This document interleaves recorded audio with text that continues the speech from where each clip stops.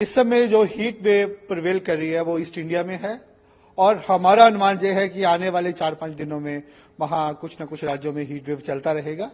और चलिए अब स्पेसिफिकली बात करते हैं वेस्ट बंगाल की। वेस्ट बंगाल में आज के लिए हमने रेड अलर्ट दे रखा है।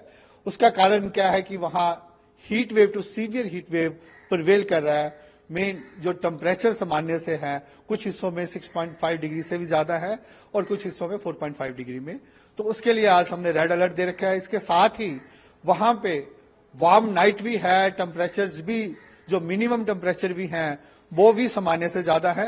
इसके लिए आज हमने वहां रेड अलर्ट दे रखा है और कल से हमारा अनुमान है कि वहां टेम्परेचर में थोड़ी गिरावट आ सकती है और उसके बाद आने वाले 4 दिनों के लिए ऑरेंज अलर्ट दे रखा है। अगर हम उड़ीसा की बात करें, उड़ीसा के लिए भी हमने आज और कल के लिए ऑरेंज अलर्ट दे रखा है और उसके बाद हमारा अनुमान है कि टेम्परेचर में वहां थोड़ी गिरावट आ सकती है और उसके बाद डे 5 मीन 2 दिनों का ब्रेक के बाद फिर वहां पे हीट वेव कंडीशन दोबारा से उड़ीसा में आ सकती है। और अगर बिहार की बात करें तो बिहार में आने वाले 5 दिनों में हीट वेव कंडीशंस प्रिवेल करने का अनुमान है और इसके लिए हमने 5 दिन ही ऑरेंज अलर्ट दे रखा है। उसका कारण यह है कि वहां हीट वेव भी है, उसके साथ जो मिनिमम टेम्परेचर्स हैं, मीन रात और सुबह के टेम्परेचर हैं, वो भी सामान्य से ज्यादा है और झारखंड में भी थोड़ा पॉसिबिलिटी है हीट वेव का। और अगर आप साउथ पेनिनसुलर इंडिया की बात करें, वहां ऐसा हीट वेव सिनेरियो तो नहीं है, लेकिन वहां पे हमारा जो वार्निंग है हॉट एंड ह्यूमिड का है। मीन मैक्सिमम टेम्परेचर सामान्य से ज्यादा है, उसके साथ जो ह्यूमिडिटी है वो भी हायर साइड है, नॉर्मल से ज्यादा है, जिसके कारण लोग वहां डिस्कंफर्ट फील कर सकते हैं।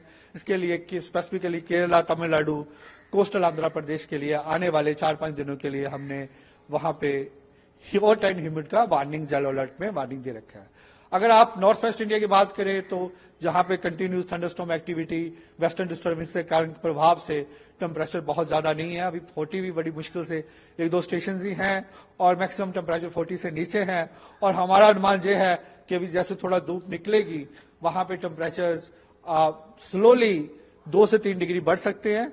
ऐसा अगर नॉर्थ वेस्ट इंडिया में कहीं पे भी हीट वेव प्रिवेल होने की कोई उम्मीद नहीं आने वाले 4-5 दिनों में। अगर आप मोस्ट जो जोन जो है जिसके लिए हमने अलर्ट दे रखा है वो इस समय ईस्ट इंडिया है हीट वेव के लिए स्पेसिफिकली। अगर हम अभी रेनफॉल एक्टिविटी की बात करें तो rainfall activity continue north eastern state में चल रही है। उसके लिए हमारा अनुमान है कि अरुणाचल में आने वाले 5 दिनों में हैवी रेनफॉल रहेगा। असम, मेघालय में भी लाइट टू मॉडरेट रेनफॉल रहने की उम्मीद है, वहां आने वाले 2 दिनों में हैवी रेनफॉल एक्टिविटी हो सकती है। इसके साथ ही वेस्टर्न हिमालय रीजन में भी वेस्टर्न डिस्टर्बेंस कंटिन्यूज अफेक्ट कर रहे हैं, उसके कारण लाइट मॉडरेट रेनफॉल एक्टिविटी हमारा जहां पे भी वेस्टर्न हिमालय रीजन में भी आने वाले दिनों में थोड़ा बहुत होता रहेगा।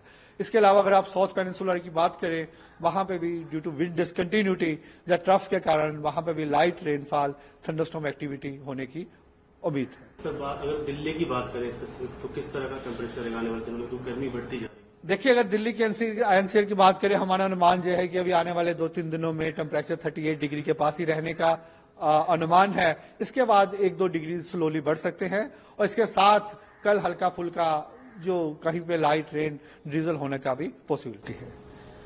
तो सर, कंपेयर करें लास्ट ईयर में जो टेम्परेचर था हाईएस्ट 42.9 किया था, तो इस बार कितनी उम्मीदें जाने की है? देखिए, अभी जैसे हम वॉच कर रहे हैं इस समय, अगर आप ईस्ट इंडिया की बात करें तो टेम्परेचर अभी 45 डिग्री 1-2 स्टेशन में पहुंचा है।